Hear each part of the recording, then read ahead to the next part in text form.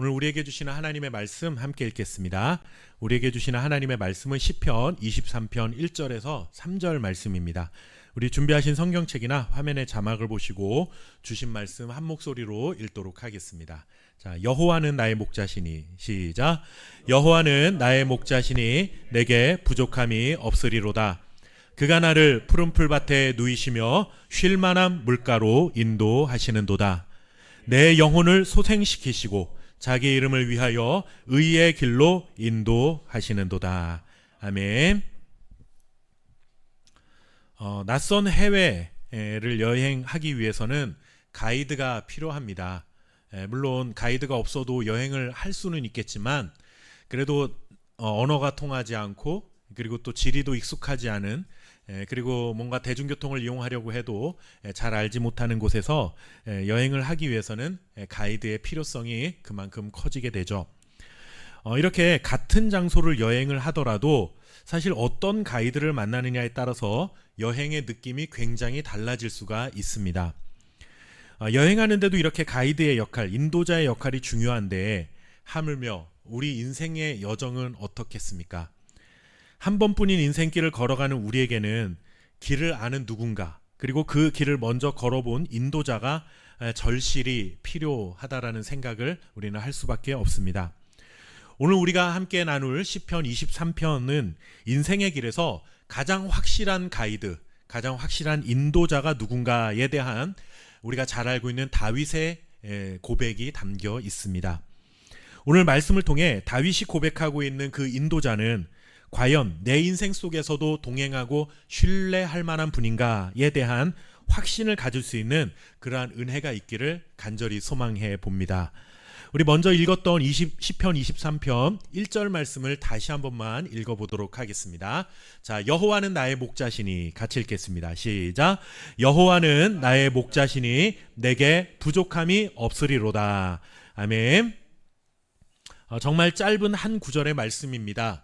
예수님을 믿는 우리들에게는 굉장히 익숙한 말씀이기도 하고 하나님을 알지 못하는, 교회를 다니지 않는 사람들에게도 한 번 정도는 들어봤을 만한 말씀이기도 합니다. 그런데 이 짧은 한 구절의 말씀은 시편 23편 전체의 주제를 드러내고 있고 또 우리가 굉장히 사랑하는 그러한 성경 구절 중에 하나이기도 합니다. 이것은 다윗이 하나님 앞에 드린 최고의 신앙 고백 중에 하나라고도 말할 수가 있습니다. 다윗은 매우 인격적으로 그리고 개인적인 고백으로 여호와는 나의 목자시니라고 그렇게 고백을 합니다.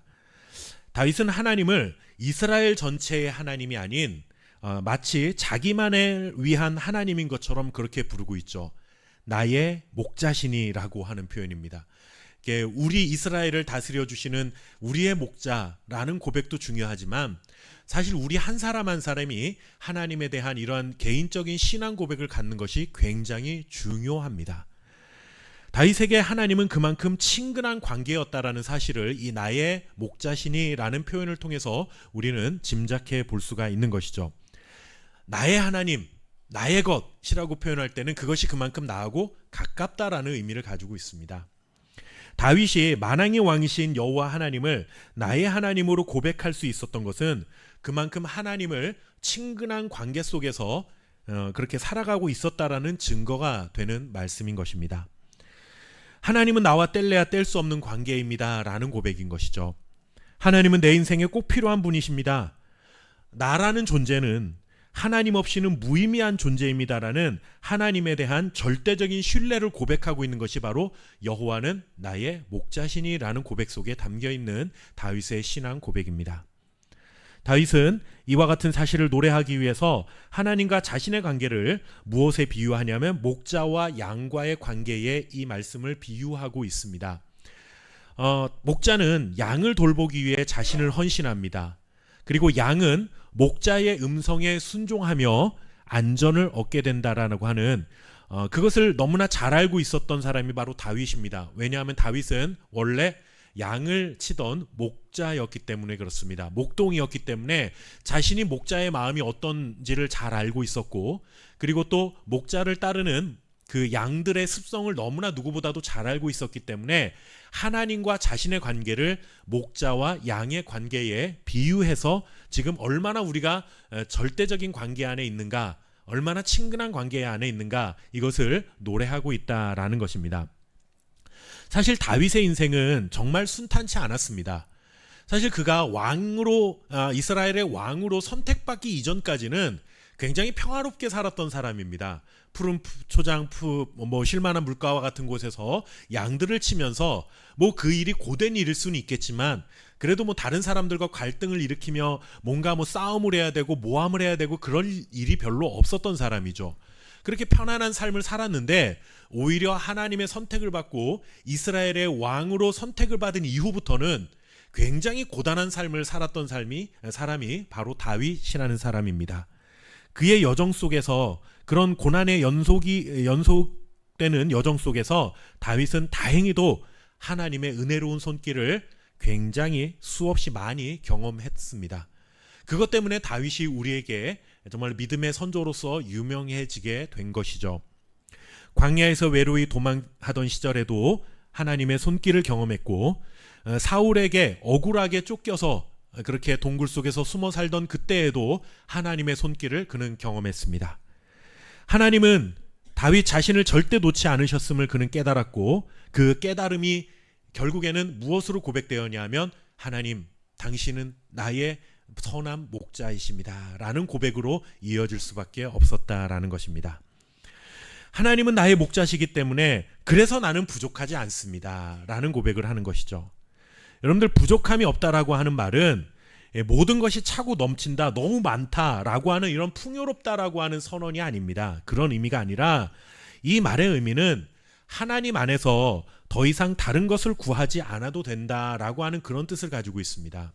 내 삶에 내가 모든 것을 쓰고도 남을 만한 너무 많은 것을 나에게 주셨습니다라는 뜻이 아니라, 나에게 부족함이 있다 할지라도 하나님이 나의 전부가 되시니 하나님과 내가 함께하고 있으니 나는 더 이상 또 다른 것을 구하지 않아도 됩니다. 하나님이 나의 모든 것입니다 라는 그러한 고백인 것입니다. 세상은 언제나 더 많이, 더 크게, 더 높이 가지라고 그렇게 요구하지만 하나님을 나의 목자로 고백하는 사람은 그럴 필요가 없다라고 하는 것이죠. 지금 내가 가진 것으로 충분한 이유는 하나님이 내 목자가 되어 주시기 때문입니다. 다윗이 왕이 된 후에도 이 고백을 잃지 않았던 이유는 그가 풍요로운 환경 속에서 살고 있어서 여호와는 내 목자시니 내가 부족함이 없습니다, 왕으로 살면서 내가 부족한 것이 없기 때문에 풍요롭기 때문이라는 고백을 한 것이 아니라, 메마른 광야에서, 그리고 또 아무것도 없는 그 자리에서 하나님이 모든 것을 채워주심을 배웠기 때문에 내가 처해 있는 그 환경과 상관없이 언제나 하나님이 나의 목자가 되시니 나는 부족함이 없습니다 라고 노래할 수 있었다라고 하는 것입니다. 이어지는 시편 23편 2절 말씀 우리 같이 한번 읽어보도록 하겠습니다. 자, 2절 말씀입니다. 그가 나를 푸른 풀밭에 누이시며 쉴만한 물가로 인도하시는도다. 아멘. 선한 목자 되신 하나님께서는 우리에게 쉼을 주시는 분이다 라고 하는 그러한 고백으로 노래를 하고 있습니다. 푸른 풀밭은 평화로운 초원, 그런 것이 떠오르지만 다윗이 그러한 의미로 고백한 것이 아니라 이것은 하나님의 보호와 평안한 삶을 상징적으로 표현한 것입니다. 하나님께서 나를 보호하시고 나를 평안 가운데 지켜주시면 나의 인생이 푸른 풀밭과 같은 평화로운 인생이 될 것입니다 라고 하는 그러한 신앙의 고백인 것입니다. 양은 여러분들 아주 겁이 많고 연약한 동물로 알려져 있습니다. 우리도 그렇게 우리가 양을 키워보지는 않았지만 양이 그렇게 연약한 짐승이라는 것 정도는 상식적으로 알고 있죠. 맹수가 와서 뭔가 공격을 하면 양은 스스로 자기를 보호할 수 있는 능력이 없는 굉장히 연약한 동물입니다. 달리기도 빠르지 않죠. 여러분들 양을 보면 굉장히 딱 봐도 느려 터지게 생기지 않았습니까? 그래서 이게 맹수가 달려오면 도망이라도 갈 수 있었으면 좋을 텐데 그럴 만한 능력도 없어요. 그러니까 양은 자신의 생명을 보존하기 위해서는 누가 절대적으로 필요합니까? 목자가 필요한 것입니다. 목자 없이는 양 혼자 살 수가 없는 존재입니다. 그러니까 다윗이 여호와 하나님한테 여호와 하나님은 나의 목자이십니다라고 고백하는 것은 나는 하나님이 없으면 도저히 살 수 없는 존재입니다라고 하는 그런 고백을 하는 거예요. 목자가 곁에 있어야만 안전하다라고 느끼고 양은 그래야만 그 자리에 머물러 눕는다라고 그렇게 전해지고 있습니다. 그러니까 양은 자신이 이 목자가 나를 지켜주기 때문에 나는 이제 안전하구나 라는 그런 안정감을 느껴야만 그 목자 곁에 눕는다라는 거예요. 그렇지 않으면 목자에 대해서 안정감을 누리지 못하면 계속 양은 돌아다니게 되겠죠. 많은 위험과 유혹이 가득한 세상 속에서 살아가는 양과 같은 우리들이 가장 안전하게 누울 수 있는 곳이 어딘가 하면 오직 선한 목자이신 여호와 하나님 곁이라는 것, 이것을 하나님께서도 잘 아시고 하나님께서는 하나님의 곁을 누구에게 내어주시겠다는 겁니까? 우리에게 내어주시겠다라고 하는 그러한 은혜로운 말씀인 것입니다. 이 세상에는 우리에게 쉼을 약속하는 것들이 참 많이 있습니다. 그러나 어느 것 하나도 우리의 영혼을 진정으로 쉬게 하고 정말 안정감을 느끼게 해서 그곳에 누울 수 있도록 해주는 것은 없습니다. 참된 쉼은 오직 선한 목자이신 하나님 곁에만 있는 줄 우리는 믿고 살아가야 할 것입니다. 하나님은 피곤한 자에게 새 힘을 주시고 길을 잃고 방황하는 자에게 나아갈 방향을 제시해 주시며 상처 입은 자에게는 회복을 주시는 분입니다. 하나님 곁에서만 진정한 쉼, 안식의 은혜를 누릴 수 있습니다. 이러한 은혜의 자리를 우리에게 허락해 주신 하나님께 감사하며 하나님 곁에 누울 수 있는 저와 여러분이 될 수 있기를 주님의 이름으로 축원합니다. 하나님 곁에 누우면 하나님이 주시는 쉼을 경험하게 되는데, 하나님이 주시는 쉼은 그냥 단순한 휴식이 아닙니다. 여기에서 말하는 쉼은 무엇인가 하면 세상을 살면서 받는 우리의 마음속에 받는 상처가 있습니다. 마음 아픈 일들이 있죠. 그러한 것들을 하나님께서 쉬게 하겠다라는 것은 그냥 우리 육체만 그냥 휴식을 주겠다라고 하는 것이 아니라 그 모든 상처를 회복시켜 주시겠다라는 그러한 의미이고, 또 지쳐있는 몸과 영혼의 회복을 경험할 수 있게 하겠다라고 하는 하나님의 약속이 바로 이 말씀 속에 담겨 있습니다. 그렇기 때문에 하나님의 곁에서 쉼을 얻으면 어떤 결과를 얻게 되느냐? 시편 23편 3절 말씀에 이렇게 약속하고 있습니다. 우리 같이 한번 3절 말씀을 읽어보겠습니다. 자, 내 영혼을 소생시키시고, 시작. 내 영혼을 소생시키시고 자기 이름을 위하여 의의 길로 인도하시는도다. 아멘. 여기서 소생시킨다라는 말은 뭐냐면 돌아오게 한다라는 뜻입니다. 회복시킨다라는 뜻입니다. 그러니까 내가 이전에 건강했던 그러한 모습으로 하나님께서 다시 회복시켜 주시겠다라는 약속이 담겨 있습니다. 일상살이에 지쳐 쓰러져 있는 우리를 하나님이 찾아오셔서 하나님 곁에 누이시는 그 하나님께서는 우리의 지친 영혼이 다시 생기가 돋아나게 하시고, 넘어져 더 이상 걸을 수 없을 것 같은 우리의 연약한 우리를 다시 일으켜 세우셔서 걷고 뛰게 하실 것이다 라는 약속의 말씀을 우리에게 전해주고 있습니다. 세상에서 모든 소망을 잃어버린 채 두 어깨가 축 늘어진 우리의 삶을 하나님은 그냥 내버려 두지 않으시고 영원한 소망이신 하나님을 바라보며 다시 힘과 용기를 얻을 수 있도록 회복의 은혜를 베풀어 주시는 그분이 바로 우리의 선한 목자 되신 여호와 하나님이신 줄 믿습니다. 그렇다면 하나님은 왜 우리에게 이렇게까지 은혜를 베푸시고 우리에게 회복의 그런 은혜를 주시겠다 약속하고 계시는가? 하나님 왜 이렇게까지 하실까요? 그 말씀이 오늘 3절 뒷부분에 기록되어 있는 겁니다. 자기 이름을 위하여 의의 길로 인도하시기 위함이다 라고 전합니다. 무슨 말이냐면 하나님이 연약한 우리를 위해 자신의 이름을 걸었기 때문에 우리를 회복시켜 주시겠다 말씀하시는 겁니다. 우리가 종종 이렇게 말할 때가 있죠. 내 이름을 걸고 맹세하겠는데, 아니면 내 명예를 걸고 내가 분명히 약속을 하는데 라고 그렇게 말할 때가 있습니다. 우리가 주로 그렇게 말할 때는 어떤 의미가 담겨 있습니까? 내가 너한테 지금 하는 이 약속을 내가 반드시 지키겠다라는 뜻을 담을 때 내 이름을 걸고 내가 맹세할게, 약속할게, 이런 표현을 쓰는 것 아니겠습니까? 하나님께서 우리에게 그렇게 지금 약속해주고 있는 겁니다. 내가 하나님의 이름을 걸고 내 이름을 걸고 내가 너를 사랑하고 내가 너를 끝까지 지켜주겠다. 하나님께서 그렇게 약속하셨기 때문에 그 이름을 걸고 내가 이 약속을 지키고야 말겠다라고 지금 하나님이 우리에게 그렇게 확신을 심어주고 있는 것입니다. 우리가 잘나서 하나님의 보호를 받는 게 아닙니다. 하나님 곁에 쉼과 회복을 누릴 수 있는 것은 우리가 뭔가 하나님 앞에 선을 많이 행했기 때문에 우리가 그 자리를 보장받을 수 있는 게 아니라는 거예요.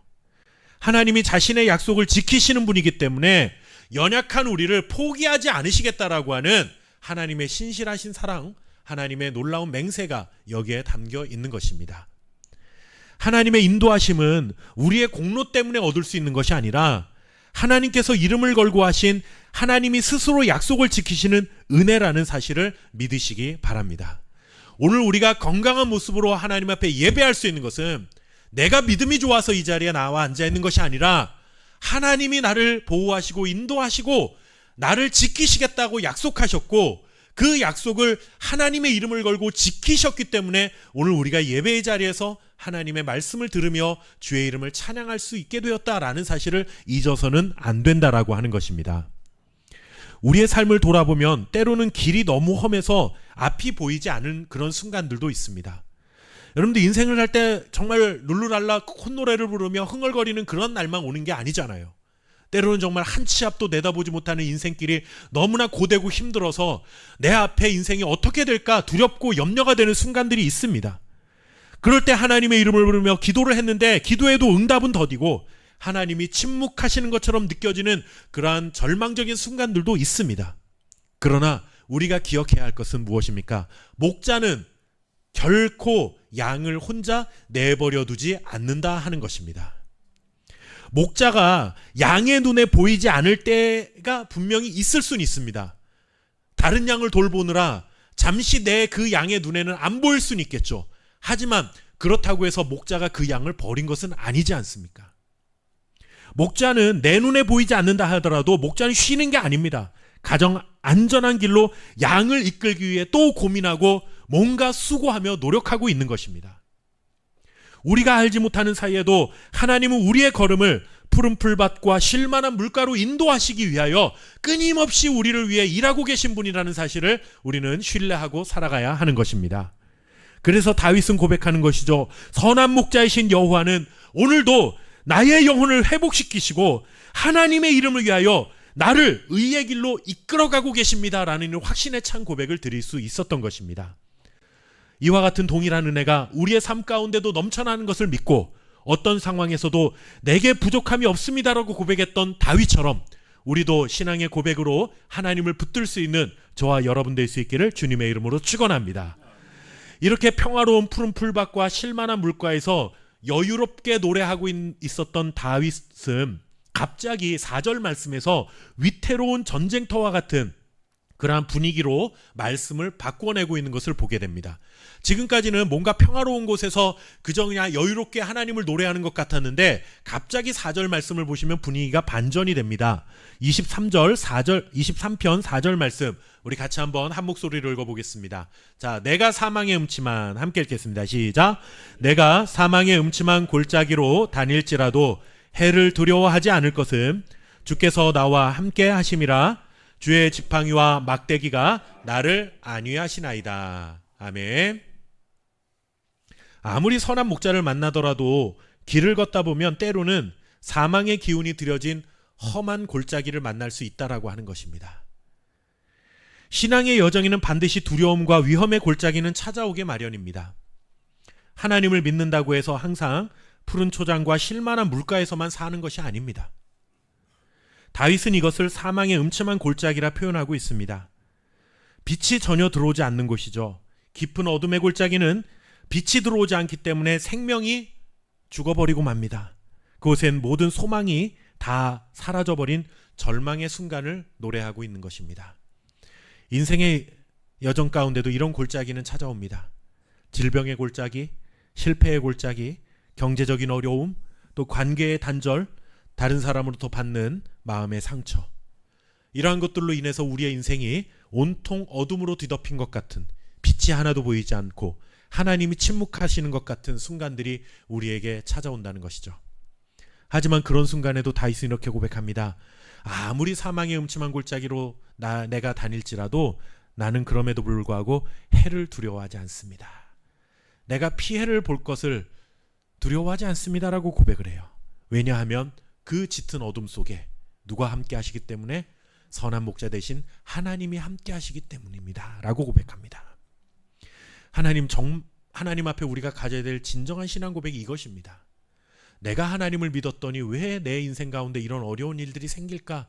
하나님 나를 버리시고 하나님 나를 외면하시는 것은 아닐까라는 것이 아니라, 내가 하나님을 믿고 살아가는 길 가운데서도 사망의 음침한 골짜기를 만났지만 이 사망의 음침한 골짜기 속에서도 하나님은 나와 지금 동행하고 있습니다. 그렇기 때문에 나는 두렵지 않습니다 라고 고백할 수 있는 것이 진정한 믿음의 고백인 것입니다.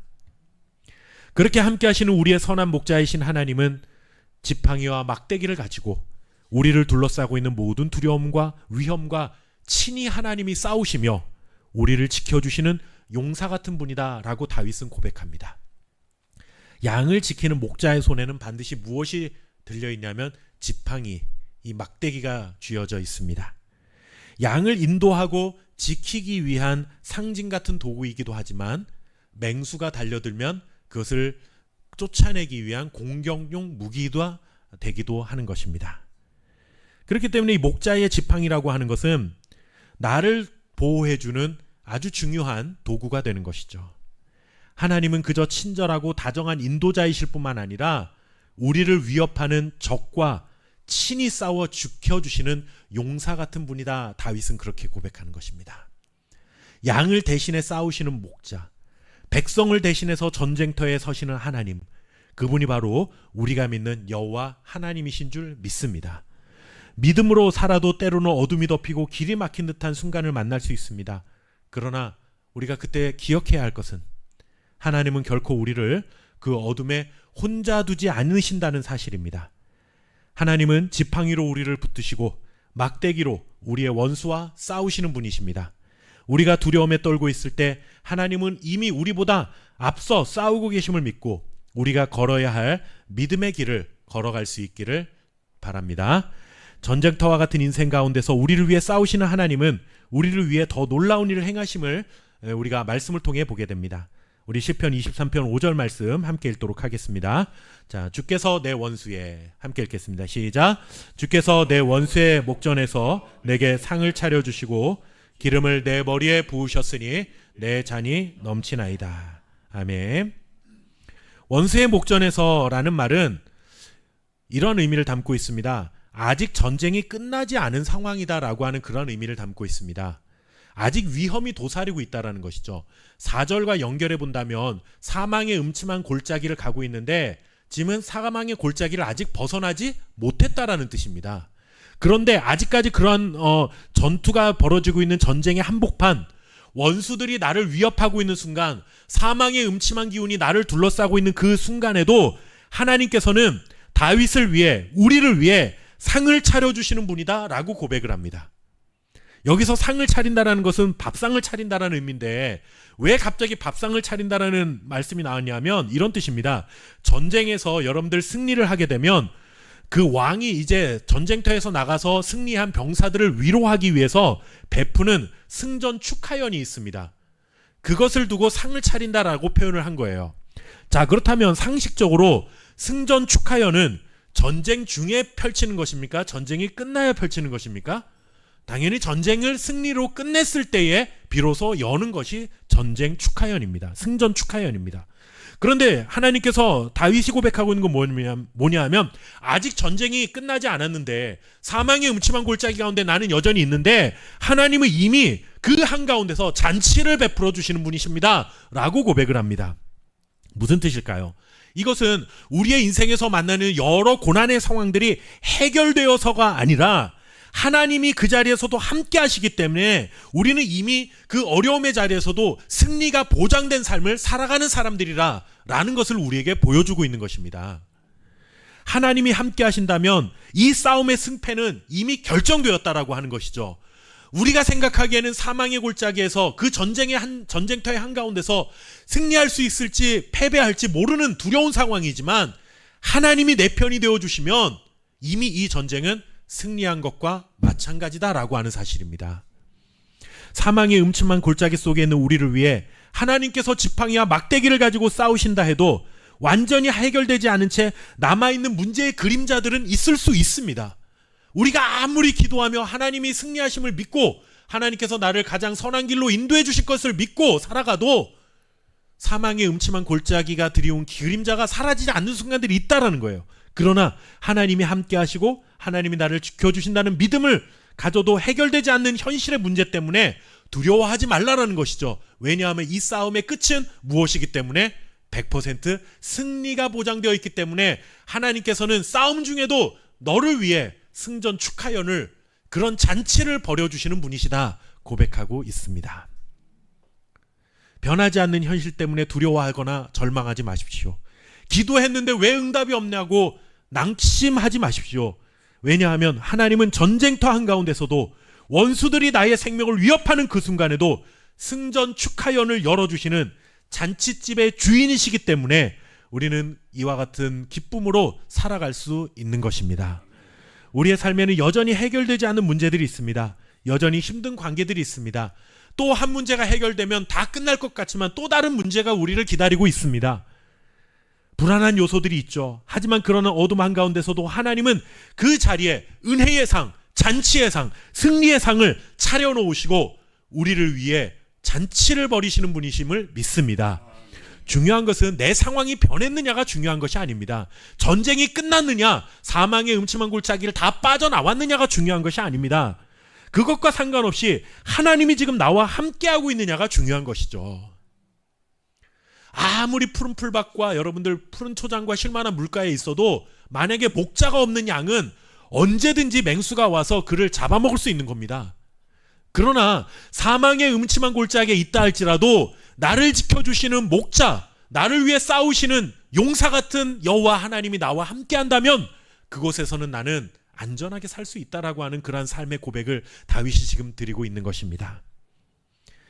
하나님이 함께 하시면 언젠가는 반드시 나를 그 위험한 죽음의 골짜기에서 벗어나서 승전 축하연의 자리에 서게 하실 것을 우리는 믿고 살아가야 하는 것입니다. 지금도 하나님은 우리를 향해 이렇게 말씀하십니다. 이사야 43장 4절 말씀 우리 같이 한번 읽어보도록 하겠습니다. 자, 내가 내 눈에, 함께 읽겠습니다. 시작. 내가 내 눈에 보배롭고 존귀하며 내가 너를 사랑하였은즉. 아멘. 하나님 뭐라고 말씀하십니까? 하나님은 우리를 향해서 너는 눈에 넣어도 아프지 않을 존재야 라고 그렇게 고백을 하는 겁니다. 눈에 넣어도 아프지 않을 만큼 소중하고 존귀하고 사랑해 주시겠다라는 약속이 이 말씀 속에 담겨 있습니다. 그리고 이 약속을 지키시기 위해 하나님은 자신의 이름을 걸고 지금 이 순간에도 나를 위해 일하고 계신 여호와 하나님이신 줄 믿고 그 하나님을 바라보시기를 바랍니다. 마지막으로 다윗은 이렇게 고백합니다. 시편 23편 6절 말씀입니다. 우리 같이 한번 읽겠습니다. 내 평생에, 시작. 내 평생에 선하심과 인자하심이 반드시 나를 따르리니 내가 여호와의 집에 영원히 살리로다. 아멘. 여기서 내 평생에 주님의 선하심과 인자하심이 반드시 나를 따를 것이다 했는데, 따른다라는 말은 무엇이냐 하면 원래 의미가 뒤쫓는다, 추격한다라는 의미를 가지고 있습니다. 무슨 말입니까? 하나님이 나를 계속해서 끝까지 추적해서라도 나를 따라오시겠다라는 말입니다. 나를 버리지 않겠다라는 거죠. 하나님의 선하심과 인자하심이 내가 하나님을 버린다고 해서 그냥 동떨어지는 게 아니라 내가 하나님을 버리고 가도 하나님의 선하심과 인자하심이 나를 따라와서라도 그 선하심과 인자하심 속에 살게 하시겠다라고 하는 하나님의 놀라운 사랑을 우리에게 고백하고 있는 것입니다. 우리를 따라다니는 것은 여러분들 하나님의 선하심과 인자하심이 아니라 세상의 고통이고 두려움이고 수많은 인생의 문제만이 나를 따라다니는 것 같아 보이죠. 그러나 여러분들 가만 생각해 보십시오. 그 수많은 고통과 두려움 속에서 우리 인생을 살아왔는데 언제 한번 그것 때문에 우리의 인생이 무너진 적이 있습니까? 우리는 당장이라도 지금 만난 고통과 이 문제 때문에 다 쓰러져 갈 것 같고 내 인생은 다 끝나버릴 것 같은 순간들이 있었지만 지난 날을 돌이켜보면은 기우에 불과했다라는 것을 우리는 깨닫게 됩니다. 무엇 때문입니까? 주님의 선하심과 인자심이 나를 따라왔기 때문에 그렇습니다. 하나님은 우리가 넘어질 때마다 다시 일으켜 세우시고 잃어버린 길 위에서도 우리를 또 찾아오십니다. 하나님의 사랑은 멀리서 바라보고 있는 잘 하나 지켜보자라는 사랑이 아니라 넘어져 있는 우리를 끝까지 추적하시며 따라다니시며 베푸시는 사랑과 은혜인 것을 기억해야 합니다. 선하심과 인자하심으로 우리를 평생 따라다니시며 우리를 푸른 풀밭과 쉴만한 물가로 인도하시고 죽음의 골짜기에서 우리를 지켜주시고 잔치집의 주인처럼 잔치를 베풀어 주시는 하나님은 결국 우리를 여호와의 집에 들어가게 하셔서 그곳에서 영원히 주의 선하심과 인자하심 속에서 살아가게 하실 것이다 라는 약속을 우리에게 주고 있습니다. 여호와의 집이라고 하는 것은 하나님과 영원히 교제하는 자리, 우리에게 약속된 하나님의 나라를 말하는 것입니다. 다윗은 일시적인 평안이 아니라 영원한 안식, 영원한 하나님의 나라를 바라보라 말하고 있는 것입니다. 여호와의 집은 환난 날에 피할 피난처이자 하나님과의 사랑의 관계가 완성되는 장소입니다. 이 세상에서의 싸움이 모두 끝난 후에 우리가 거하게 될 영원한 곳, 그곳이 어디입니까? 바로 하나님의 나라 천국이라고 하는 것이죠. 그곳에서 우리는 푸른 풀밭과 쉴만한 물가와 같은 그러한 평화로운 삶을 영원토록 살게 될 것이다. 그곳에서 주님의 선하심과 인자하심을 누리며 살아가게 될 것이니 그 자리에 가기까지 때로는 사망의 음침한 골짜기를 지난다 할지라도 두려워하지 말고 하나님의 인도하심을 믿고 살아가야 한다, 우리에게 권해주고 있는 것입니다. 그런데 여러분들, 하나님께서 우리에게 이렇게 영원한 잔치의 자리, 영원한 하나님의 나라로 초대장을 보내주시고 그 자리까지 인도해 주시겠다 약속해 주셨는데, 문제는 하나님이 우리의 눈에 보이지 않으니 우리의 믿음이 연약해질 수 있다는 것입니다. 그래서 하나님께서 직접 우리에게 눈에 보이는 인도자를 보내주셨습니다. 그가 누구이십니까? 바로 예수 그리스도이신 것입니다. 예수님은 자신을 이렇게 우리에게 소개합니다. 요한복음 10장 14절 15절 말씀, 같이 한번 우리 말씀을 읽겠습니다. 나는 선한 목자라. 시작. 나는 선한 목자라. 나는 내 양을 알고 양도 나를 아는 것이 아버지께서 나를 아시고 내가 아버지를 아는 것 같으니 나는 양을 위하여 목숨을 버리노라. 아멘. 하나님께서는 우리를 영원한 하나님의 나라로 초대해 주시겠다 초대장을 보내주셨습니다. 그리고 그 초대장이 완성될 수 있도록 우리를 사망의 음침한 골짜기에서도 지켜주시겠다 약속해 주셨습니다. 그런데 연약한 우리는 계속해서 의심하고 두려워하죠. 그래서 연약하고 두려운 우리를 위해서 눈에 보이는 인도자를 하나님이 직접 보내주셨는데, 그가 바로 선한 목자 되신 우리 구주 예수 그리스도이십니다. 예수님은 이제 우리의 선한 목자가 되셔서 자신의 목숨까지도 내어 놓으시면서까지라도 하나님의 약속이 이루어지는 날까지 우리를 지키시고 인도해 주시겠다, 눈으로 보여주신 하나님의 약속인 것입니다. 우리를 둘러싼 죄와 사망의 권세를 꺾으신 분이 누구십니까? 예수님이십니다. 그는 십자가에서 죽으시고 3일 만에 부활하심으로 말미암아 우리에게 모든 이 세상의 어둠의 권세가 다 패배했다라는 것을 우리에게 눈으로 보여주셨고, 사망의 음침한 골짜기 속에서도 상을 차려주시는 놀라운 은혜를 우리에게 베풀어 주셨습니다. 그 주님이 지금도 우리와 함께하고 계심을 믿으시기 바랍니다. 세상이 흔들려도 환경이 변해도 우리의 삶의 중심에는 언제나 예수 그리스도가 계십니다. 예수님을 신뢰하는 자는 부족함이 없습니다. 예수님을 따르는 자는 두려움 속에 살지 않습니다.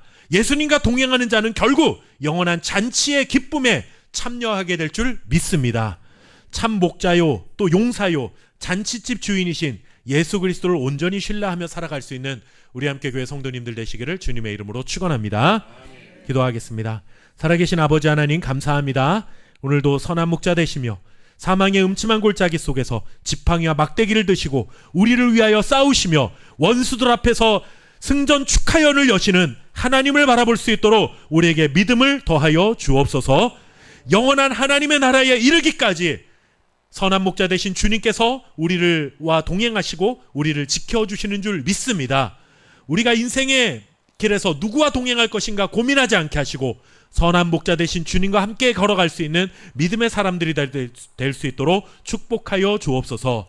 우리의 선한 목자가 되시고 우리를 언제나 승리의 길로 인도해 주신 하나님께 감사하는 마음으로 오늘도 구별하여 예물을 드립니다. 주여, 드리는 모든 손길 위에 주의 복을 더하여 주시고 우리가 이 땅을 사는 날 동안 먹을 것, 입을 것, 마실 것 때문에 염려하지 않게 하시고 언제나 우리의 모든 필요를 채우시는 놀라운 하나님의 축복 속에 살아갈 수 있도록 주여 우리와 늘 함께하여 주옵소서. 감사드리며 살아계신 예수님의 이름으로 기도하옵나이다.